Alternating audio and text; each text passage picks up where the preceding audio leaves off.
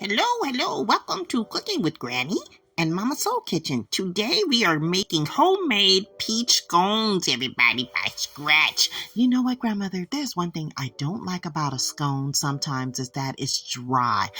Dry is usually how the scone is on the outside, but how we make it is going to be nice and perfect in the inside and on the outside. The bottom will be a little crispy and the top will be a little bit of golden brown, a little bit crispy as well, but it's really moist. You know what? That's the kind of scone I like. Well, that's why we are here to show perfection of how we're going to do our peach scones. Now, sometimes we want to have certain things like, something that's not so sweet. Scones is not as sweet as, like cake or something like shortcake or anything like that. It's kind of like a biscuit. Yeah, that's why I like it so much, because sometimes you have a craving for these kind of things. Now, if you want to add some sweetness to it, that's what you do. You add your icing on top like we did here. This is our strawberry peach icing. This is what we put on it to give it that pizzazz, that twang, that kick, that make it be a little sweet and how we like it. This was actually perfect, Grandma, especially for the spring and summertime. Yes, and that's why I made it like this, because I know that you like it nice and moist. Look at the inside of that. You see that is nothing